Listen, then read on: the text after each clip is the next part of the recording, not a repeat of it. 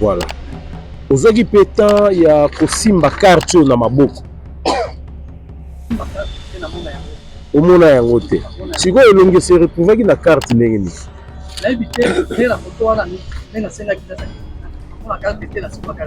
Yo simba carte te, omona carte te. Yo ke na banque o remplir bordereau. Yo simba carte te, omona carte te. Kombo ya apoto, omona ki yango wapi? Po okoma ngo na bordereau. La banque numéro non, zela le prévenu. Yo zokene na banque. Apesaki yo numéro ya compte. Apesaki yo kombo. Apesaki na kombo. Apesaki kombo nini? Apesaki na kombo ya apato. Apato. Yo tango ke na banque. Banque muke pesi yo ebimisalaki yo carte oyo. Non. Carte oyo eza jour ya banque azo imprimer soki bana ba fiche wana ngene. Prévenu zela, prévenu malembe. Toko mokoma. Est-ce que carte militaire banque a bombarango? Alors, nous ça tribunal comment? Écoutez, prévenir. Yo lobby a website tribunal awa. Yo zalaki na carte te eloko moko te. Sikoyo document oyo, papier oyo na elongi na yo. Ebimi na banque ndenge nini? Carte wana nebi yango te. Prévenir. Mais yo yeba carte te kombo oya apato yo mtoke na banque boye te. Yo mtoke na bordereau.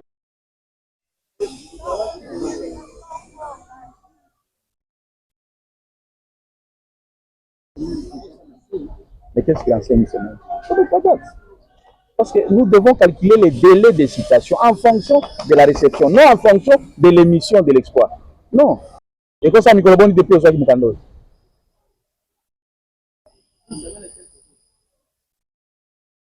Bon, au regard de la citation à prévenir, pour laquelle le prévenu lui-même déclare avoir été saisi il y a de cela déjà une semaine, alors que le législateur recommande un délai de 2 jours, on présume que le tribunal se déclare régulièrement saisi vis-à-vis du prévenu.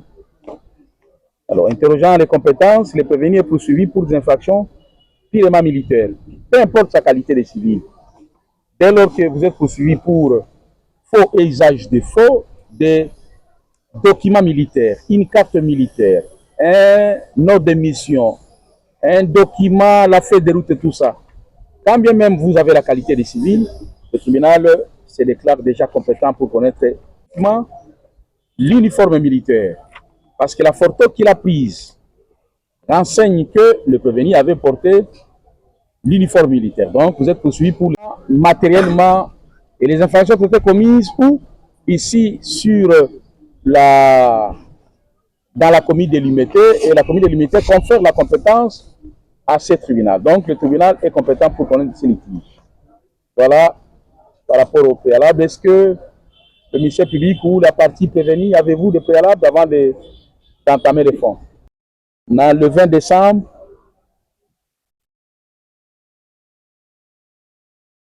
dans l'identité, il y a soldat deuxième classe à Pato Bidoya.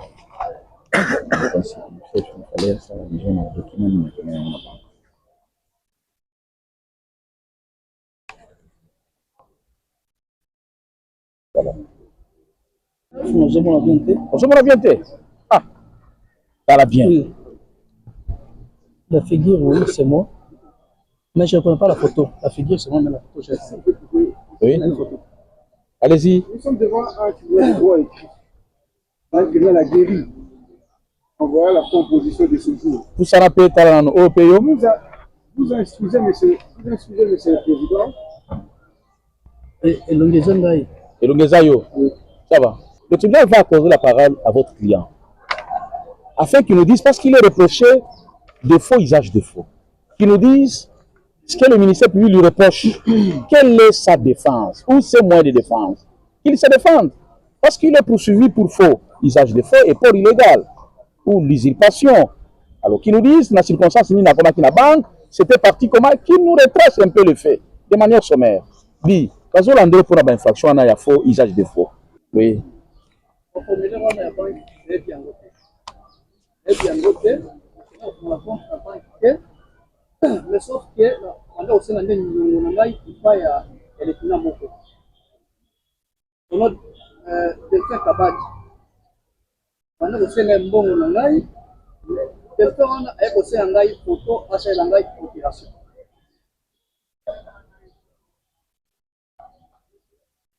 naye na tindele pour ozosala nini epa nani? Delphin Kabadi. Aza nani? Aza lieutenant.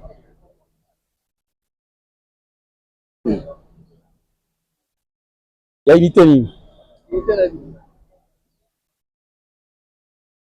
Mbongo combien ozosenga? Nazosenga $500. $500 epo na nini? Azwaki bilamba na ngai na mbongo ayekoyepa azwaki mwasi na sobe. Bilamba nini azwaki? Azwaki 3 pantalons. Oui. Na chemise moko. Valeur à $100 na mbongo en espèce.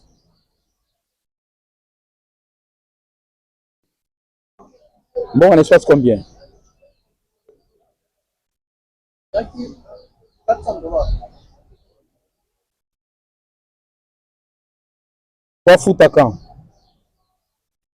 Azwaki aozalaka prime na bango soki ekomi kofuta ngai.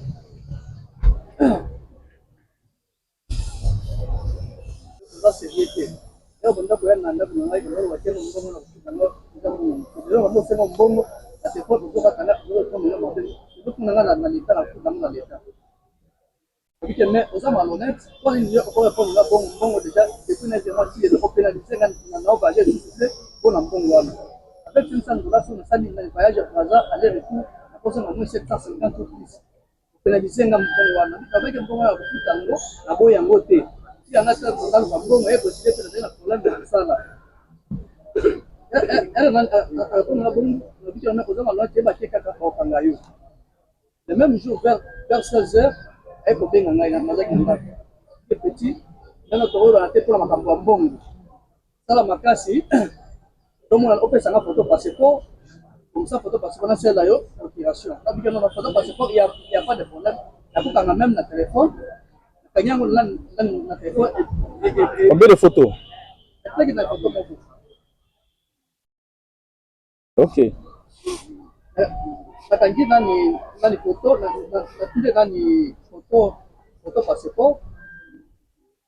L'équipe a toujours dit que nani kolanda ya saka non sala musala yo sala kaka nani esila eza déjà nani na procédure moni nani chez biso na mettre za kana nani procuration il faut tokende soki na dem akende ozwa fiche wana nde ye moko okende vraiment ko nani sala nani procuration na banque comme ça atinanga document wana bandi kozela ezalaki le 3 décembre alors préparer voyage pour nakende voisin soba biloko ya fete ya banque abengi ngai vers 20h atuni nga oza wapi mbeke naza na ndako est-ce que napo dicté yo mbeke odicté na ndenge ntina kaka na nani na WhatsApp non telefone na ngai ya plainte nani telefone na ngai monene epasuki ya plainte mais nakosela yo même yo koma kaka na dicté yo comme ça nani tomona alobi alors ça va comme ça si c'est là que nakota ndako nakende agenda comme ça odicté ngai leta nakoti na ndako nazoka agenda nabenga na telefone abandako ya nanga lisusu te au moins la salle au moins trois appels à invité après aye ko rappeler na kino nazaki likolo ya moto abande ko utra baton pe nazo kende ndako bikeno naza déjà na agenda na comme ça dictengai a dictengai combo apesi combo apesi nani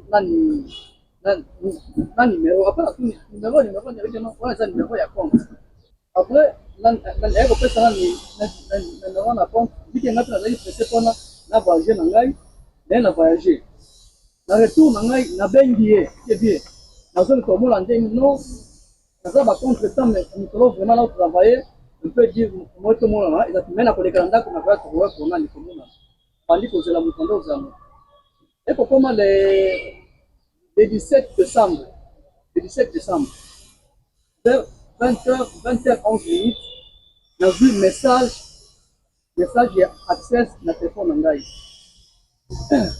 access message na bengi ya téléphone ça. Et nous pas. Na vu message moko wa ya nani access na oui, ça déjà makamunyo so.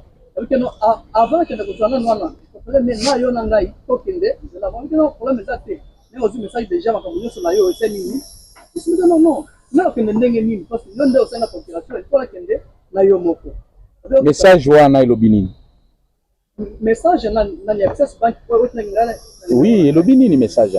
Etinde nani ya oui, tango zua message. Na venda message mbongo na apenye na telefone. Kiteme mbongo oyo déjà au moins desa quelques jours nini mbongo na ngai yoko. Parce non au moins azala kwa volonté ya kupesa yo kwa mbongo yetu kumenga de nani ake on connaît trop mbongo na okutao jusqu'à ce que mbongo wana ekisina. Ça va en pratique. Le 20 décembre, azalaki na atesi na ngala mama teke na ko na vérifier exactement ce qui compte wana oya pesa ki eza ya solo na limité yao na ko tuona ona ba vérifier compte wana ce qui vraiment na eza solo oya pesa ki na ko tuona ba meki compte wana kiko na compte oyo eza ya ukangama ko nini le 20 décembre. Oleki na agence. Oui. Donc le vérifier compte wana. Les comptes ensemble pour ça il y a solo cliquer dans votre message. Et nazala mtu adaki na nyongo wabia kusaba. Comme ça biso osunga yo comme ça nani ozwa mbongo nani no lobike no azala nyongo. Problème c'est parce que ozu message parce que à ce téléphone prend attend le message à qui c'est message.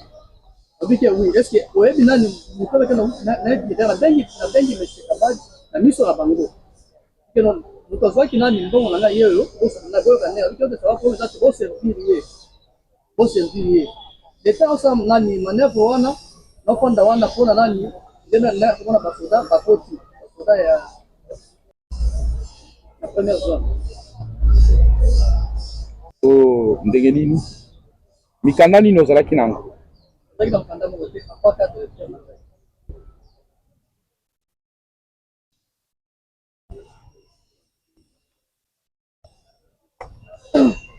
question. Au moment où vous êtes en train d'écrire, lui, vous êtes en train de l'essouffler. Puisse le laisser lui-même d'abord répondre aux questions du tribunal. Merci. Namoni pe apato Bidoya Patrick. C'est un formulaire, il y a demande d'ouverture de compte. Là, je voudrais m'adresser à l'auditeur. Ces pièces sont versées dans les dossiers. Mais comment ont-elles été donc ont-elles été trouvées chez qui? La banque ou bien Access? Access Bank. J'ai toujours pour l'habitude d'aller retirer mon salaire à la banque. Apparemment, vous étiez passé par là aujourd'hui. Je vais passer après. Monsieur le Président, il était parti ouvrir les comptes à l'Access Bank. Il a donné les formulaires. Il a donné les photos. Lui-même a donné les photos. Et après avoir donné le formulaire, il a signé. On a fait entrer les documents, les formulaires à l'Access Bank. Il fallait attendre pour qu'on puisse ouvrir le compte pour lui et lui donner la carte. Et c'était là, Monsieur le Président, honorable homme de la composition, il n'a pas nié la photo, c'est tout sur le formulaire. C'est toutes ces photos. Et c'est lui qui avait donné les photos là pour qu'on puisse faire des documents. Vous avez vu même sur la carte militaire, c'est lui qui avait fait. Qu'est-ce que Monsieur le Président? Là, tous ces documents-là, viennent de lui. Entendre si possible que la personne entre les mains de qui on a trouvé ces documents et que la personne renseigne que les documents viennent de lui. Bon, rien ne renseigne ici. Il n'y a pas un procès verbal de saisie d'objet. Au prévenu. L'instant. Prévenu Hollandi, ministère public n'a lobby. Réaction les gens de l'université, le ministère public a lobby, le cas na banque. Papier sur formulaire Oyo.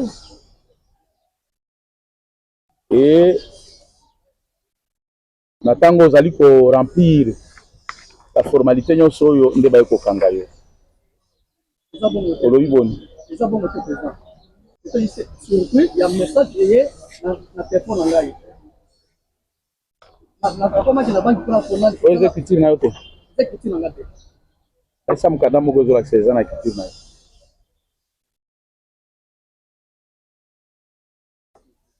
Oui.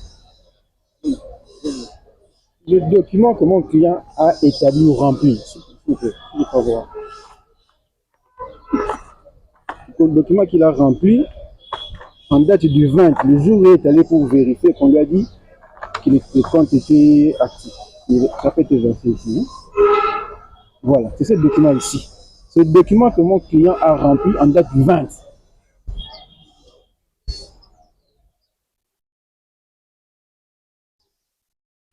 L'original. Lorsqu'il est allé pour toucher l'argent auprès de la banque Access. Et tous les restes des documents qui suivent là, Pour être chrétien en live.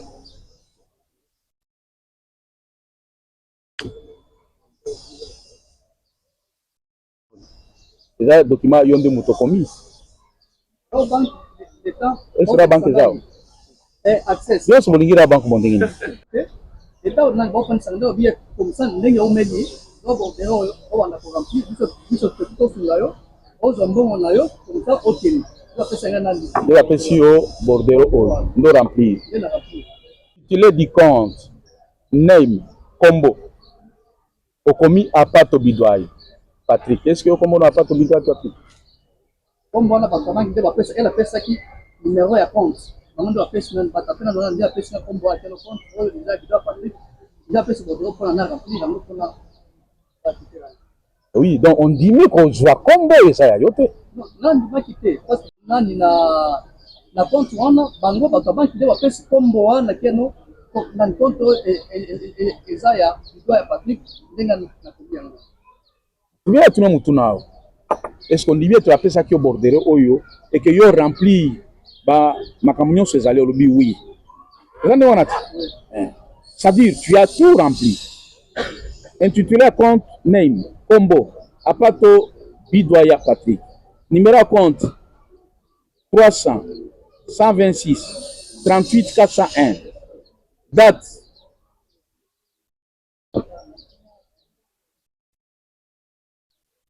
le 20 décembre 2024. Montant en lettres 240 000 francs congolais. Nassé Awa Apato. Signature du client. Effectivement, on ne voit pas la signature. Ça veut dire qu'à un certain moment, tout a été bloqué, ce qui a empêché que la signature soit posée. Mais, biloko oyo, yom to rempli yango.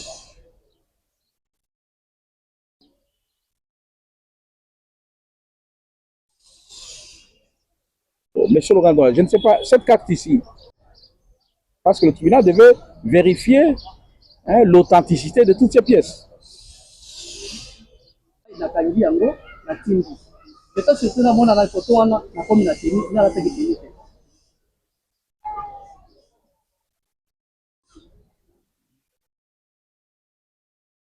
Oui, monsieur le Gandon. Delphin Kabata. C'est lui qui coopère avec lui. Parce qu'il travaille ensemble avec Delphin à l'état-major général. Vous avez dit qu'il était perçu. C'est là qu'ils ont eu à fabriquer des faux documents. Même la carte là-bas, monsieur le président. La raison pour laquelle, parce qu'ils ont l'habitude. Ce n'est pas la première fois. Vous avez vu dans les documents qu'il a versés. Ils ont l'habitude d'aller retirer l'argent là-bas pour les comptes des militaires qui sont morts et dont les autres sont en déplacement, ou bien les déserteurs. C'est comme ça qu'ils fabriquent des cartes pour aller retirer l'argent en leur nom. Monsieur le Président, honorable membre de la composition, Delphin Kabate, il travaillait avec lui. Où est-il présentement? Il a fui. Lorsqu'on a entendu que non, on a mis la main sur lui. Et il est au courant ici, très bien, Monsieur le Président. C'est tout un réseau. Nous avons dit. Merci. Alors, quand il dit qu'il a recherché, il a recherché où? Ça, c'est de 1. De 2. De 2. Monsieur le Président. De 2. Avec votre autorisation, Monsieur le Président. Et avec votre autorisation, je ne vais pas voir cette vidéo. Parce que celui que j'ai ne sont pas clairs.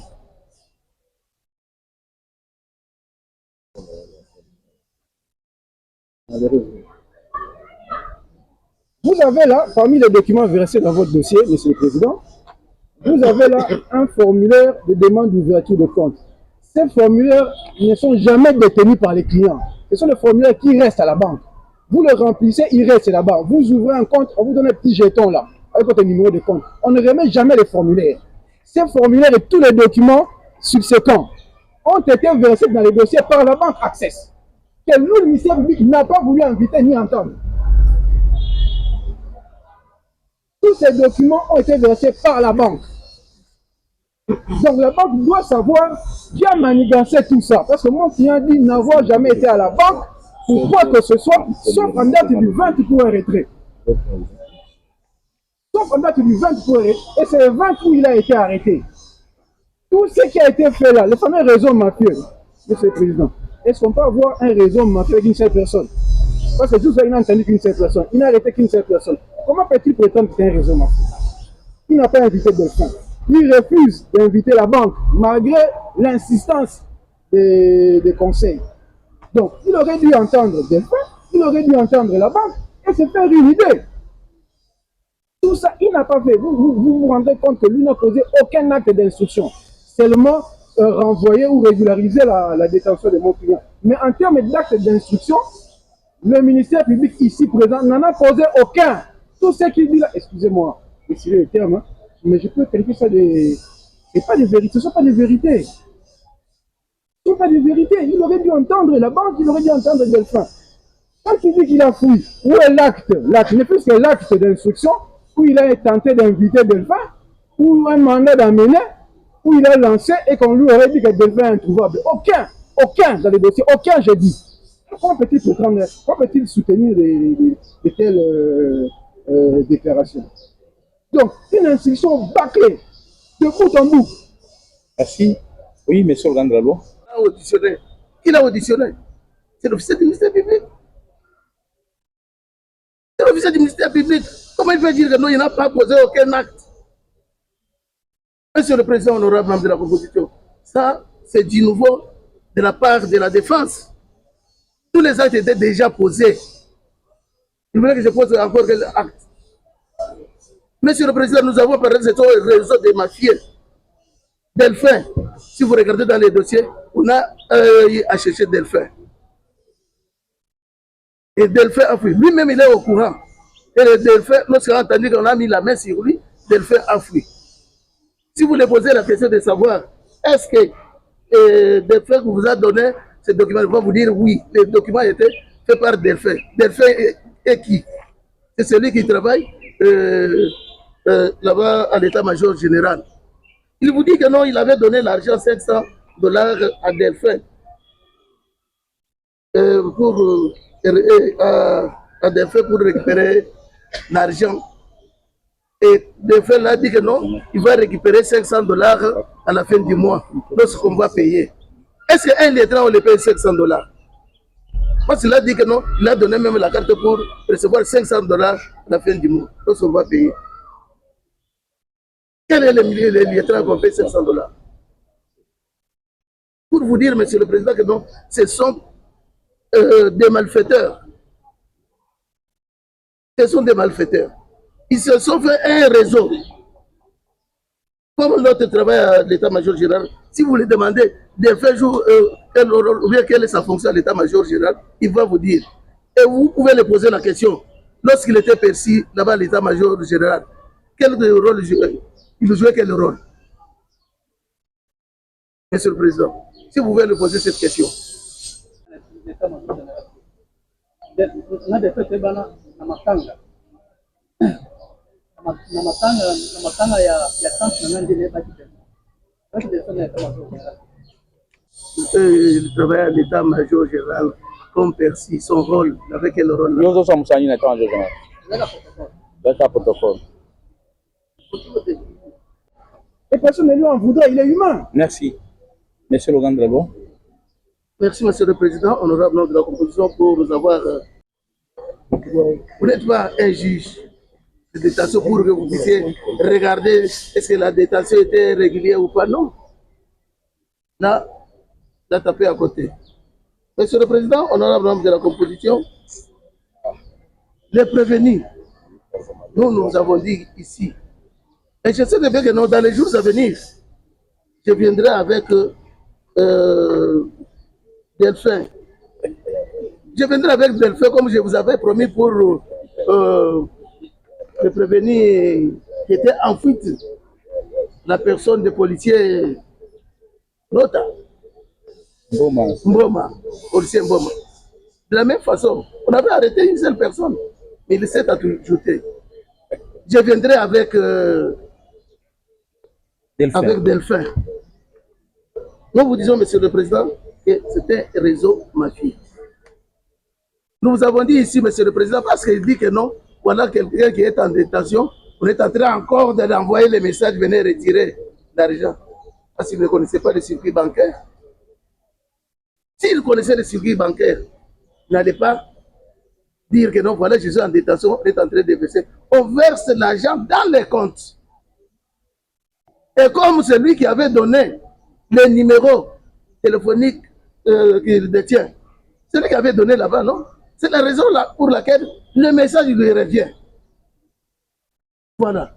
C'est le numéro qu'il avait donné que non, lorsqu'on verse l'argent dans mon compte, il faut me faire signe. Mais ce n'était pas son compte. Mais comment il a donné son numéro pour qu'on puisse envoyer de l'argent?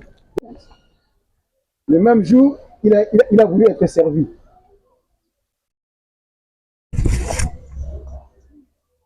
Tous ces documents ici qu'il a versés ici, peut-il confirmer que tous ces documents ont été établis en date du 20 et que c'est le même 20 que mon client s'est présenté au guichet pour toucher l'argent? Parce que tout militaire, même les policiers ici, lorsque vous avez votre compte en banque, vous allez pour retirer l'argent. Le même jour, on te donne les fiches pour remplir et puis vous allez à la caisse, on vous sert d'abord. Si vous ne connaissez pas, sachez-le aujourd'hui. Voilà. Ozaki pétant ya kosimba carte na maboko. Simba carte te na mona yango. Omona yango te. Siko elongi se retrouver na carte ndenge ni. Na éviter la photo wana ndenga senga kidasa na mona carte te na simba carte te. Yo simba carte te, omona carte te.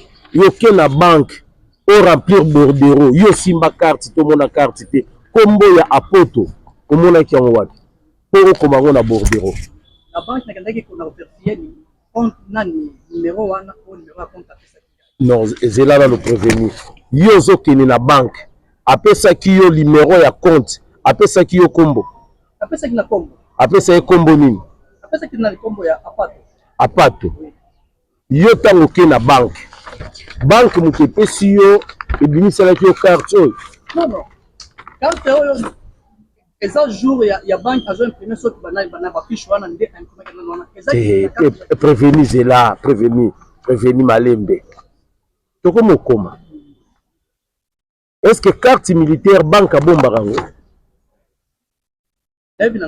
Alors, pourquoi ce tribunal comment? Écoutez, prévenir. Yo lobby a website tribunal awa. Yo zalaki na carte te, eloko moko te. Sikoyo document oyo, papier oyo na elongi na yo. Ebimi na banque ndenge nini? Carte wana nebi yango te. Prévenir.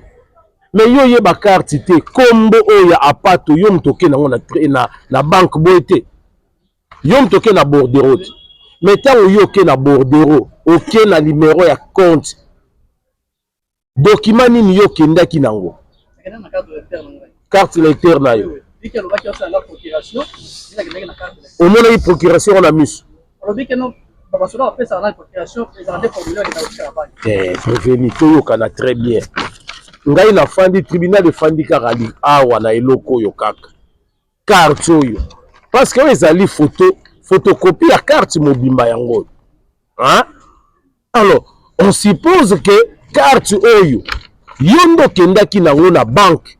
Pour ceux qui kendaki na banque na carte oyo te, eloko et se retrouver pas na yo ndenge nini. Non, prévenu.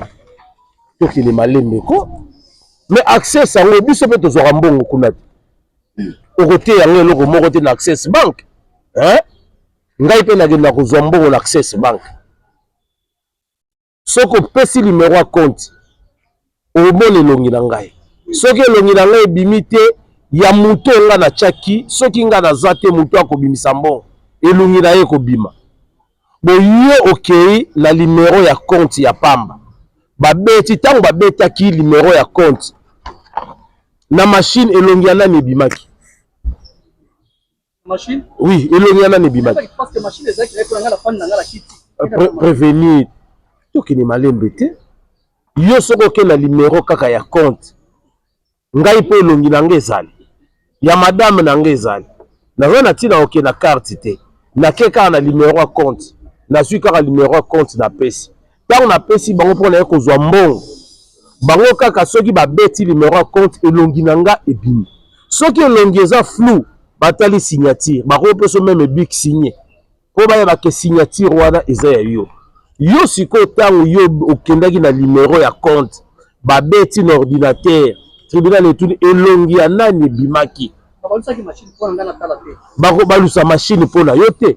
Donc raison pour laquelle tango kombo wana obabeti yango elongi oyo. Oyo nde mutu oyo nani. Oyo elongi ya nani. Voilà apato ye. Tango babeti numéro ya compte elongi oyo nde bimaki.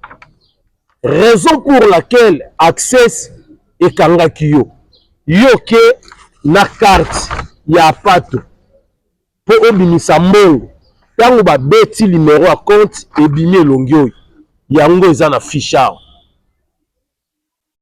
Ne se esalaki ke bata banque bamona yo suspect. Parce que soki ezalaki procuration, mais chèque elingaki ezala déjà signé na mutu oyo azwaka mbongo avant. Boye te. Prévenir ce tribunal vérité. Okomema tribunal na ba gymnastique wana parce que ezali clair. Ezali clair kokendaki na access na numéro ya compte na carte oyo eza na elongi na yo. Mais tango babeti numéro ya compte au lieu ebima elongi na yo eke ebima elongi ya pato. Merci. Carte de lecteur ezaki na kombo ya nani? Na kombo na ngai vike la tina ba identité na ngai nyonso pa na ye na photo na ngai ekendeki na carte na ngai nani électeur parce que na carte oyo basangaki nga na access na peso yango carte batangi bakusenga bakusinga carte.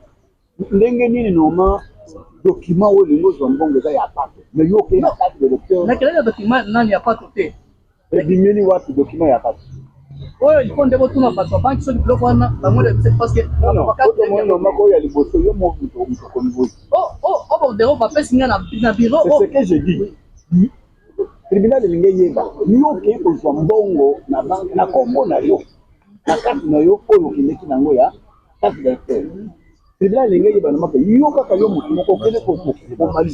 Est-ce que bakoki ko servir mutu bongo na carte oyo eza na kombo na yo te? La pièce d'identité doit être livrée au caissier. Donc on voit là l'identité. Batali carte. Donc on présume que yo un instant maître. On présume que yo même qui carte parce qu'on peut produire carte wana te. Carte wana eza na kombo na yo. Or yo ke pona zambongo na kombo ya pato. Donc il a fallu même appeler carte oyo eza na kombo ya pato. Oui. Monsieur le Président, bon, d'après yo, okozwa mbongo na carte ni. Na carte de lecteur. Oui. Eza na kombo nini? Oui, na kombo Gérard. Hein?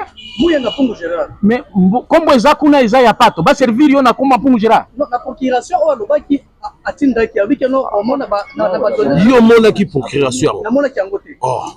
Comment yo faire allusion na eloko o yo monité? Yo lobi procuration. Yo moni procuration de yo faire allusion là.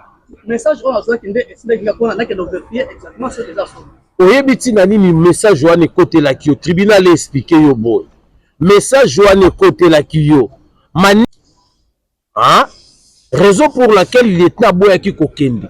Ayebaki nei makamuni bosalaki. Pesa numéro bakoti na message na numéro no metango koya kozwa. Il faut que na carte ba ya apato. Tribunal za ko insister apato carte wana oyo photocopier yawa.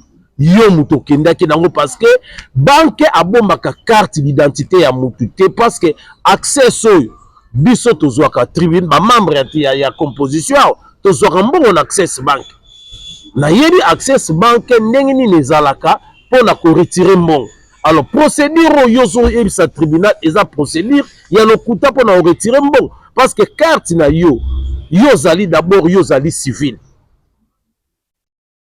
oza civil soko kendeki na kati ya carte no ya ki persi na compte ya ministère à défense baso futa ministère à défense kuna on allait comprendre mais yo kei na compte ya militaire eza pete ke soki militaire wana zate yo nde kozwa mbongo na place na ye eza te siko yo ke na carte na yo ndenge nini tribunal explique yo awa ke ntango yo kendaki na numéro ya compte na yo wana ntango obeti banque erizaki yo esi emonaki deja toza faussaire mpo bagele yo yango banque alobaki na yo sala apesi yo cheke banda ko remplir déjà se abetaki numéro ya compte bamonaki elongi ya mutu mosusu alors le temps bazela baservice ya yango bapesaki yo cheke boye te ti okomona bato naye kosurprendre kozwa yo prévenu ezalaki boye te balobi no zela bazoservir yo alors est-ce que baservaki yo mbongo yango non tribunal etunu mutuna baservaki yo mbongo sikoyo baservaki yo te mpo na nini en fait na bande kozaka obikeno na zela bango moko ba nani baotala nani réseau et ça vient t'aider la femme non selon yo baservaki yo te pourquoi parce que c'est la première fois d'ailleurs na samba na ça quoi nani ba malfaiteur te na samba te Revenu Mouyenga. Oui. Les autres tribunal que pour ils aillent le numéro de téléphone. Oui. Oh, il y en a 29 46 251. Le numéro de des formulaires ya banque on a d'autres numéro nanga et comment tu peux ndenge parce que là on numéro na yo numéro nanga téléphone.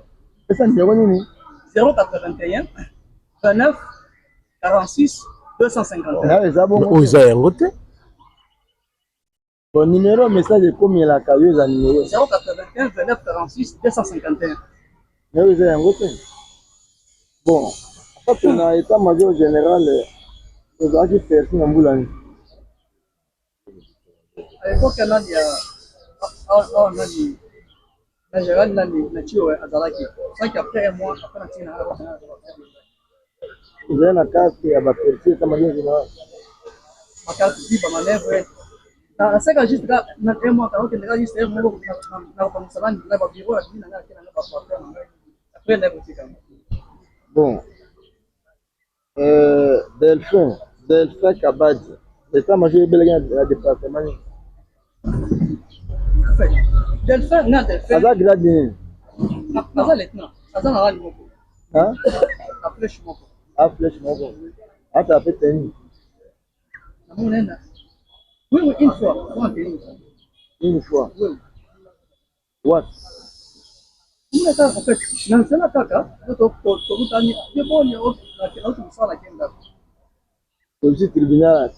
tribunal bien Delphin beaucoup de temps mbala moko na matanga. Non, connaissance na to banda na ye na matanga. Na uta na une fois parce que nanda ko nanga abanda ko ya e moko na ko lia nanda ko nanga ye. So ki mille fois pe ezali bien nanga ye na kabeli ye mille fois. Ezali bo so que non. Na ye ba ye que so ki mutwana aza na biloko. Bon état-major général be fika sana katin. Le département. Je ne pense pas que ça dans l'état-major général. Je ne pense pas. Je ne pense pas. Oui, dans ça, la carotte. Non. Mais on a comme on a fait caca. Tu peux ça moto confiance à Bambongo et Délé.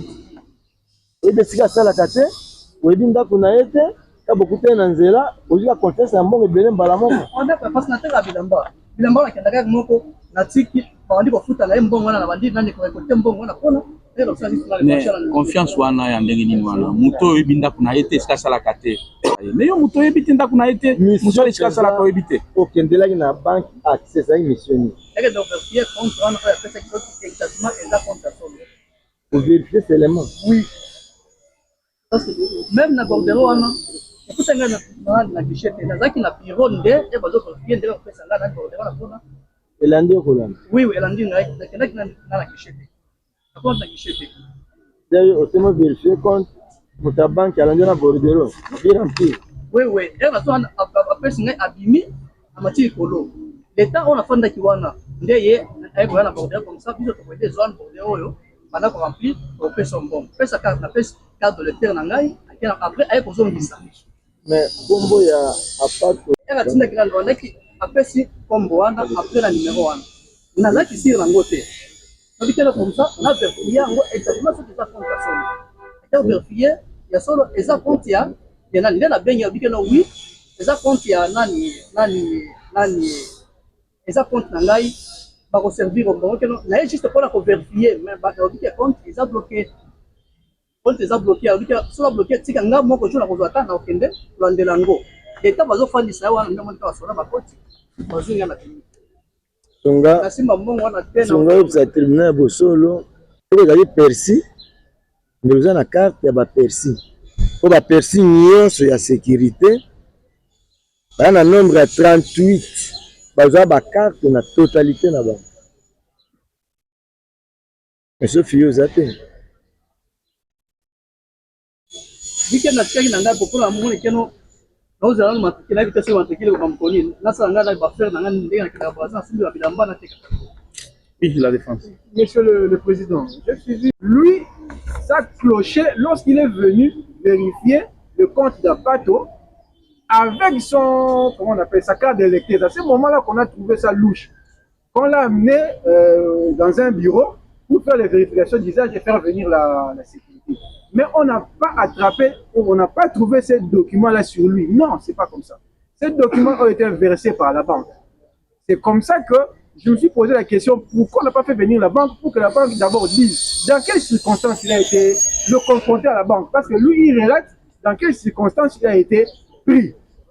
Que la banque vienne aussi dire dans quelles circonstances ce monsieur a été livré à la police, je ne sais pas, à la justice.